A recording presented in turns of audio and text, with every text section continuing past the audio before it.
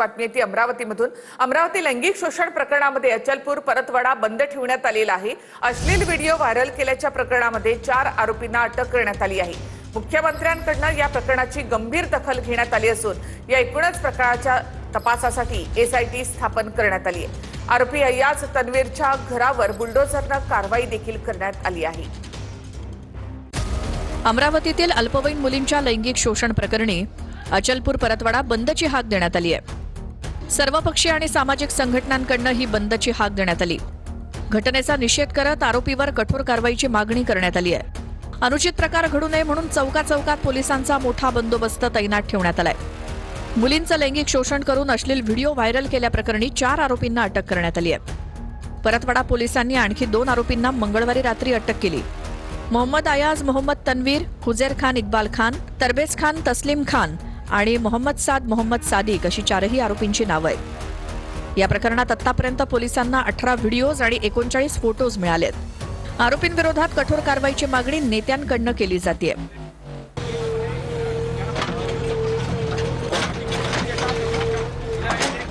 अमरावतीत 19 वर्षांचा आरोपी मोहम्मद तन्वीरच्या घरावर बुलडोझरनं कारवाई करण्यात आली आहे। घराचा काही भाग अतिक्रमित असल्यानं नगर परिषदेनं घराचा जिना तोडून टाकलाय। अचलपूर नगर परिषदेकडून संबंधित घरावरील अतिक्रमणासंदर्भात तपास केल्यानंतर काही भाग बेकायदेशीररित्या बांधण्यात आल्याचं समोर आलं होतं। त्यानंतर नगर परिषदेनं आरोपीच्या कुटुंबाला अतिक्रमणासंदर्भात नोटीस बजावल्याचीही माहिती समोर आली होती। या कारवाईच्या पार्श्वभूमीवर आरोपीच्या घराजवळ पोलिसांचा कडक बंदोबस्त ठेवण्यात आला होता।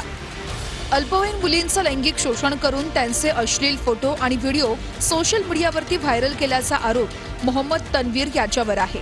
पोलिसांनी 6 जणांना ताब्यात घेतलंय।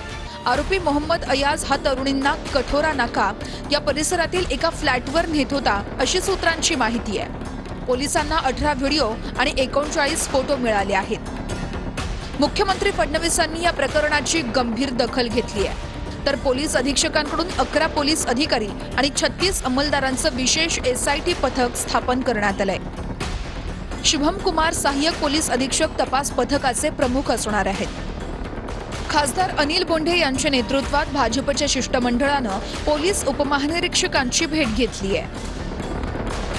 याच्या मुळाशी जाणं अतिशय आवश्यक आहे, कारण हा पोर्नोग्राफीचा धंदा आहे। हा ड्रग्ज आणि सेक्स रिलेटेड औषधाचं याच्यामध्ये हात आहे। महिलांसोबत अत्याचार करायचा आणि ते महिला कोणाच्या, बुरकेवाले नाही, आमची पोरी। बुरकेवाल्यांचा एकही व्हिडिओ त्या 150 व्हिडिओ मध्ये नाही आहे। एकही महिला त्यांची नाही आहे। महिला कोणाची आहे, आमच्या। मैंने वहाँ के एसपी से बात की, श्री विशाल आनंद जी से, तो उन्होंने मुझे बताया कि अभी तक हमारे हाथ में 8 मुस्लिम महिलाओं के फोटो और वीडियोस मिले हैं, जिसमें से 6 के फोटोज मिले हैं और 2 के वीडियोस मिले हैं। तो मैंने उनको वहाँ पे कड़क कार्रवाई करने के आदेश दिए। मुलींच्या सकट म्हणजे मला तर राग त्या मुलींचा पण येतोय, त्या बायांचा पण येतोय की त्यांना अक्कल नाहीये, त्यांना समजत नाहीये काय होतंय ते, स्वतःचं संरक्षण करू शकत नाहीये। त्या या कोणत्याही गोष्टीमध्ये धर्म आणण्यापेक्षा खऱ्या अर्थानं होम मिनिस्ट्रीने त्या ठिकाणी लक्ष देऊन काम करण्याची गरज आहे। दुर्दैव आहे आमच्या देशाचा विरोधी पक्षाचा की वोट जिहासाठी किती खाली जातात। यशोमती ठाकूर, काँग्रेस, MIM सांगतात त्या मुलींना कळत नव्हतं, मुलींचे पालक काय करत होते, हद करते। खरात आणि चाकणकर यांच्या प्रॉपर्टीवर बुलडोझर कधी चालवणार असा सवाल सुषमा अंधारे यांनी केलेला आहे। तर रुपाली चाकणकरांना अटक झाली पाहिजे अशी मागणी रुपाली ठोंबरे पाटील यांनी केली आहे। परतवाड्यात ज्या तत्परतेने बुलडोझर लावलाय तो लावायलाच हवा, चांगलं झालं। पण तसाच बुलडोझर खरातच्या फार्म हाऊसवर कधी लावला जाणार आहे हा मूळ प्रश्न आहे। फक्त खरातच्याच फार्म हाऊसवर का हा बुलडोझर चालवावा? खरातशी आर्थिक संबंध असणाऱ्या चाकणकरांच्या ज्या प्रॉपर्टीज आहेत तिथे सुद्धा बुलडोझर चालवला गेला पाहिजे। तुम्ही ज्या बोंधू बाबाच्या 10वी नापास कोंबडी चोराच्या बरोबरच्या ट्रस्टवर तुम्ही आहात, तुमच्या माध्यमातनं महिलांवर लैंगिक अत्याचार बलात्कार झाले, तुम्हाला अटक झाली पाहिजे। का नाही तुम्हाला अटक होते? तर खरात प्रकरणामध्ये रुपाली चाकणकर यांच्यावरून दमानियांनी स्फोटक आरोप केले आहेत. चाकणकरांनी बंधू खरातला 177 फोन कॉल केले. एक कॉल 22 मिनिटांचा होता असा दावाही दमानियांनी केलाय.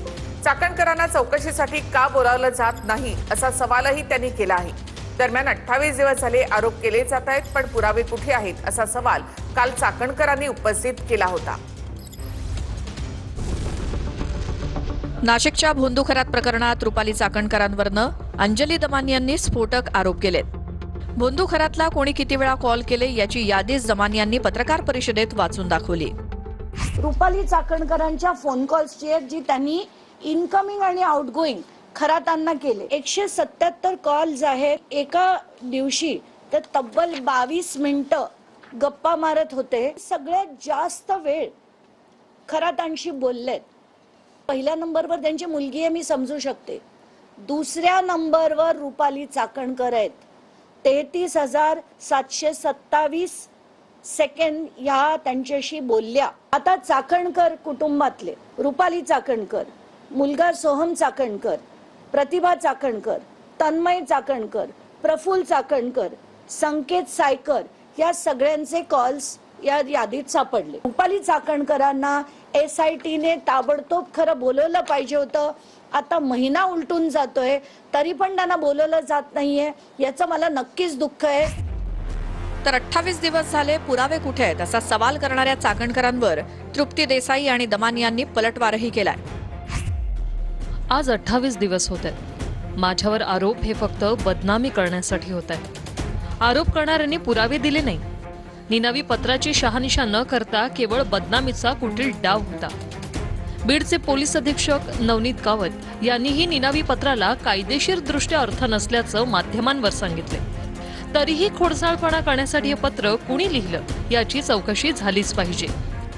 खरात प्रकरणात कोणत्याही आर्थिक व्यवहारात, जमीन व्यवहारासह इतर कोणत्याही दुष्कृत्यात दुरान्वय संबंध नाही. फेसबुक पोस्ट मध्ये त्यांनी लिहिलंय की माझ्यावर जे एक्झॅक्टली धनंजय मुंडे बोलत होते, एक्झॅक्टली तेच शब्द की माझ्यावर मीडिया ट्रायल होते, माझ्या विरुद्ध पुरावा दिला जात नाहीये, माझं अमुक नाहीये, माझं तमुक नाहीये, असं जे विधान त्यांनी काल केलं फेसबुक पोस्ट थ्रू, आणि त्या पण एक्झॅक्टली धनंजय मुंडेंसारख्या सध्या मीडियातनं गायब आहेत. 28 दिवस झोपा काढत होत्या का? आता 28 दिवसानंतर त्यांच्या बहिणीचा जबाब झाल्यानंतर त्यांना आता जाग आली. त्या वेळेला त्यांनी जर उत्तर दिलं असतं तर रुपाली चाकणकरांच्या विरोधात फार कोणी बोललं नसतं. तर प्रतिभा चाकणकरांबाबत सगळी माहिती माझ्याकडे असून हे सगळे खोटं बोलत असल्याचं दमानिया म्हणाल्या. जे खातं आहे ते बनावट आहे. आपल्या तिथे सह्या नाहीयेत, एकही रुपयाची आपण उलाढाल केलेली नाहीये. आपल्या मीडियावरती पाहिलं आणि आम्ही आलोय. अजूनही आम्हाला कोणतीही नोटीस पोहोचलेली नाही. मला आता काहीच इंडिकेट करायचं नाही. मला जी माहिती मिळाली 18 तारखेचा मी शोध घेतला, जी माहिती आली ती मी पुढे ठेवली आहे. आता कोणाचं काय इंडिकेट करायचं ते माध्यमांनी ठरवावं. मला त्याच्यावर काहीच टिप्पणी करायची नाही. याच प्रकरणात अभिजित भांडे पाटलांना SITनं ताब्यात घेण्याची मागणी दमानियांनी केली. एक डेप्युटी कलेक्टर आहेत, ते त्यांना खूप मदत करतायत. ते मुंबईत कार्यरत आहेत. आता मी त्याचं नाव घेऊन सांगते, ते अभिजित भांडे पाटील जे इथे SRA मध्ये होते, त्यांची SRAतनं सुद्धा त्यांना पदमुक्त करून त्यांना पुन्हा त्यांच्या ओरिजिनल ठिकाणी आणलेत. यांना खरं तर पदमुक्त करणंच गरजेचं आहे. यांना सस्पेंड पण नाही, त्यांना रस्टिकेट काढून टाकणं गरजेचं आहे. दादांच्या घराबाहेर भानामती झाली तेव्हा खरात ठाण्यामध्ये होता असं दमानिया यांनी म्हटलंय. 17 तारखेला रात्री आणि 18 तारखेला पूर्ण दिवस खरात ठाण्यामध्येच होता असं अंजली दमानिया यांनी म्हटलंय. 34 सेकंदामध्ये 6 आर्थिक व्यवहाराचं ट्रान्झॅक्शन झाले. पोलिसांनी या संपूर्ण प्रकरणाचा तपास करावा अशी मागणीही दमानिया यांनी केली आहे. आणि एक महत्वाची माहिती म्हणजे ज्या दिवशी अजित पवारांच्या घराच्या बाहेर म्हणजे बारामतीच्या घराच्या बाहेर जेव्हा भानामतीचे प्रकार झाले, त्या 17 तारखेला रात्री खरात हे ठाण्यात आले होते. 18चा पूर्ण दिवस ते ठाण्यात होते आणि 34 सेकंदामध्ये 6 फायनान्शियल ट्रान्झॅक्शन झाले. जे 6 फायनान्शियल ट्रान्झॅक्शन 34 सेकंदांमध्ये, आणि त्या सगळ्याचा जे याच्यावर आपल्याला दिसतंय की हे जेव्हा झालं तेव्हा खरात ठाण्यात होते. ठाणा वेस्टला एका रेस्टॉरंटमध्ये बसलेले होते. आता ह्याची चौकशी काय, त्याचं गूढ काय, हे पोलिसांनी उलगडायचं आहे. आदित्य ठाकरे यांना ठाकरेंच्या शिवसेनेच्या कार्याध्यक्षपदाची धुरा दिली जाणार अशी सूत्रांची माहिती आहे.